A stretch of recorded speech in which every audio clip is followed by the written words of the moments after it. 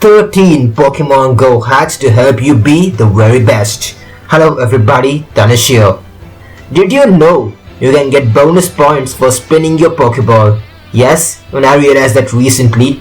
Okay, just came back reclaiming all my gyms from Pokemon Go.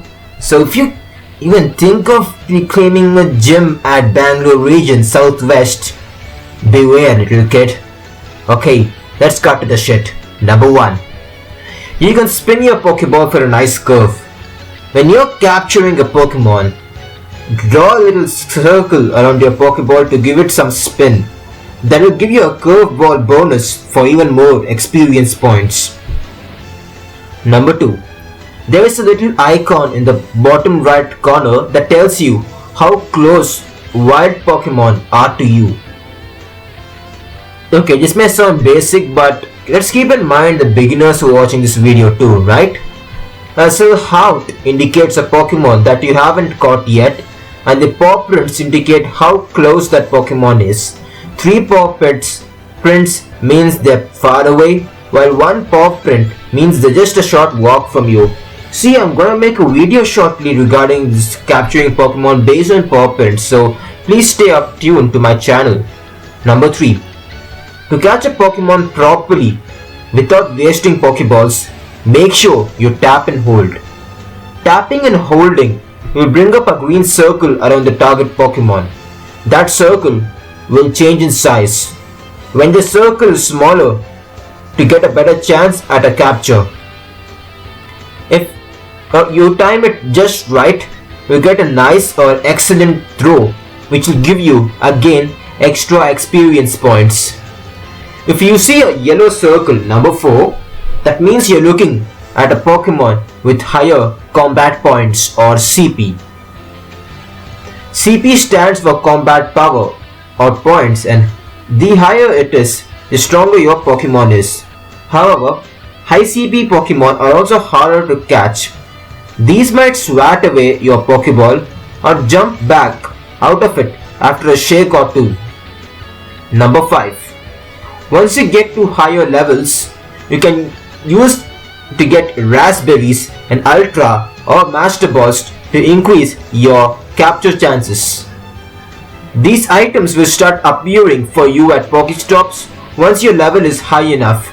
Raspberries can be fed to Pokemon to make them easier to catch, and the higher level Pokeballs will lower the chances of escaping. Number 6.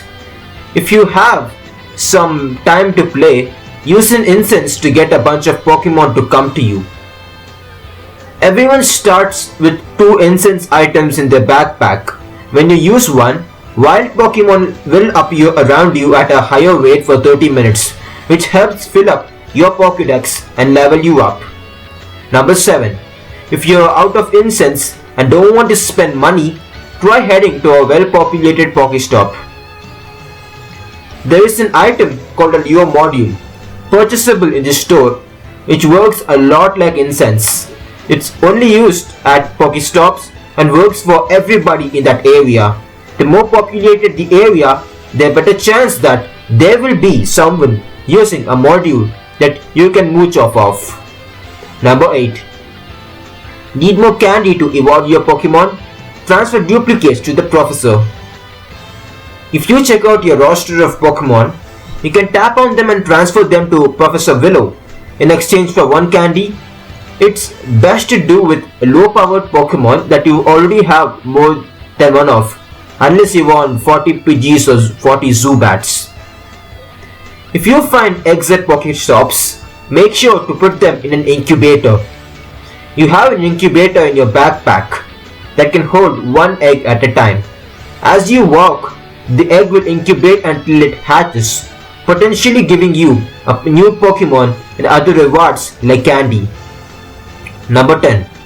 Different eggs require different distances, which indicate their rarity.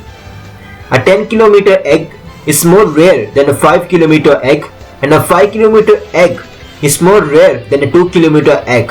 You therefore much more likely to get bigger rewards from a 10-kilometer egg than from a 2-kilometer egg. Number 11. you have a great chance of finding a Pokemon of certain type near the usual habitat. In other words, you can supposedly find more water Pokemon near ponds and lakes, more grass type Pokemon in the woods, and more dark type Pokemon at the night. Since this game has no dark type Pokemon, we can assume that they are ghost type for time being. You can still find this Pokemon in other places too. They just appear more often in their natural habitat. Well, I can't guarantee you'll find a Ghastly near a stuffed Haunter though. Number 12. You can turn off the camera while capturing Pokemon if you want. Just in case you want a more animated as opposed to IRL feel. Number 13. Battery draining too fast. There is the battery saver option in the settings menu. Just tap on the Pokeball to bring up the main menu and tap on settings in the upper right corner. The app runs only when it is open. Actually open, you mean. So if you minimize it or turn off your screen, you won't catch any Pokemon. So normally it drains your battery pretty fast. With the battery saver on, you turn your phone upside down and the app will still run, but at very low power. This mode is best for long walks. Now, get out of there and catch them all. That's it for today's video. Hit the like and subscribe button for more. Till then, stay tuned.